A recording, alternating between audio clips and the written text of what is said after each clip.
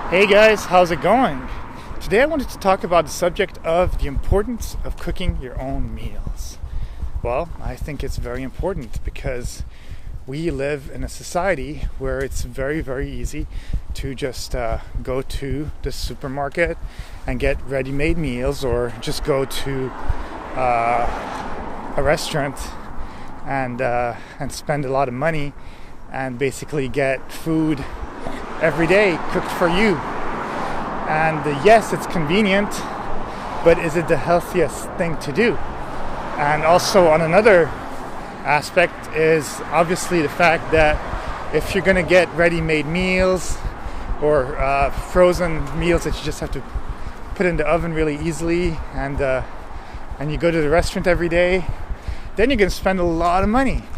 You'd be surprised if you actually went back on your credit card statement, or your bank statements, or whatever it is, or if you kept track of all the food that you ate in a year, you might be surprised at how much money you are spending on food. I know people who go to the restaurant every single day, and they will spend easily, I'm going to say easily, $900 to $1,000 a month on food. It's okay. I mean, if you're making enough money, you're happy that way, that's cool. But what if at the place of spending $900 a month, you could spend $300 a month, actually get better food, better quality, because you know exactly how much salt, how much sugar, how much stuff you're putting in that food, and save that $600 every month, and then at the end of the year, you have an extra $7,200, and then you're able to maybe put that into a trip, or buying yourself something good, or just saving it, because hey, $7,200 a year times 20, that's $150,000 almost. And with $150,000, either you can have that in your bank account for retirement, or you can put a down payment and actually pay a lot off a house, depending on the state that you're in. In California, it's expensive, but even $150,000, you'd be able to put a huge down payment, and you'd be able to get yourself half a condo or whatever. And in other places, you might actually be able to buy a place fully out. So that's what I'm saying. Like, it's all about the micro spending. A lot of people don't realize that going to Starbucks and paying $6 for a Starbucks coffee is really, really silly, because it's just water with a few coffee beans in it and a bit of sugar, you know? So sometimes you just got to be smart and make your own coffee. Not saying that you can't treat yourself once in a while, but at the same time, if you're having it every day, is it really a treat? It's just something that you're accustomed to, that you're used to. You're not even really enjoying it. It's just what you do. So I say that the habit of going to the restaurant every day, or getting pre-made meals to you every day, is actually just a habit, and you're not even treating yourself because you're having it every day. So if you, let's say, only went to the restaurant once or twice a week, then you would still spend a bit of money on the restaurant, but at the same time, then it would actually be a treat, because you'd be getting something different than what you're used to getting every day. So it's not very smart to do that. Especially, I mean, if you have the money and you don't care, and it's not hindering anything in your life, such as paying rent and paying all the rest, and you're still able to save, then go ahead, do whatever you want. But if you have problems with your health, where you're maybe obese, or just simply the fact that you're not able to save any money, or you're not able to just pay your rent and all that stuff, then you know what? Like, go change. Just the thing is, you're not broke. You're not really broke. The thing is that you're micro spending, and the micro spending is getting you in a situation where you're never with any money in your pocket, and you don't realize, because you're not buying yourself anything really, but because you're spending in small little amounts and getting stuff that you're really not necessarily needing, because you can get that same meal at the place of paying $12 or $11 or whatever it is, you're able to get it for $3-4.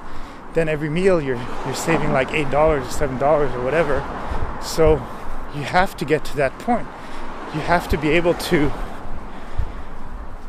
harness that energy in yourself in order to change the way that you think, in order to be able to spend it a bit more wisely, because you just don't realize. And the thing is that people just go through life blindly, and they're like, I won't look at it, I don't want to know. But yes, look, because that little effort that you're doing for the first week or two or the first month of having to change, and in order to just know a bit better, then you're able to actually change your whole life. Because, hey, if you love traveling, and traveling will cost you easily 4, 5, 6,000 if you want to like really treat yourself in those places, because you at least want to like experience there. You want to spend money, you want to experience the food, you want to go to maybe nicer hotels and maybe pay for some museums, whatever it is, shows.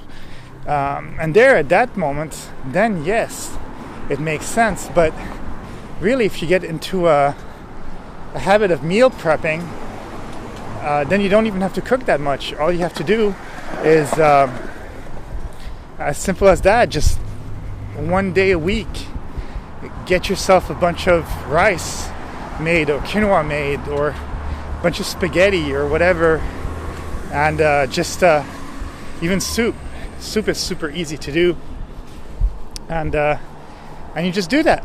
It's really not that hard.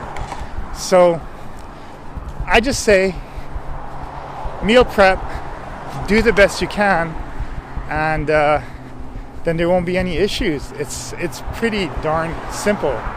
It really, really is. So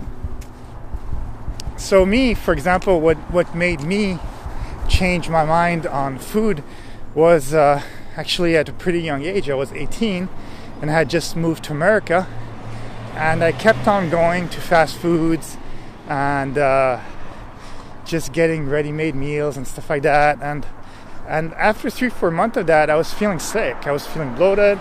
I was not enjoying that anymore. I actually was feeling sick from all of that stuff. And then basically once I just decided, okay, well, I'm just going to start cooking my own stuff, I started feeling much, much better. It just changed my life. And the thing is that a lot of people are maybe scared of cooking, or maybe they've never had that. Maybe their parents never used to cook for them, so they were also not micro spending, and they were probably also broke.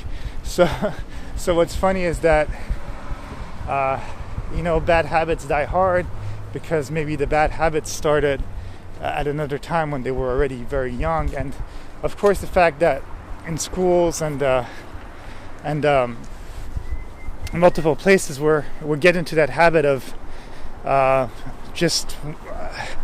can I say, of getting all this junk food, then from a very young age you get accustomed to it, and your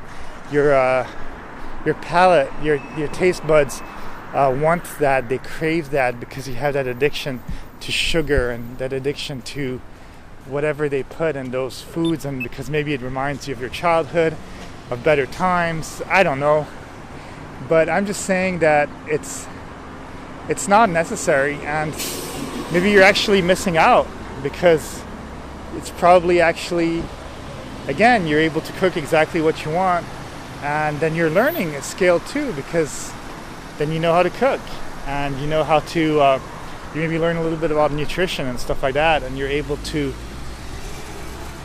basically be a better person, if that makes sense.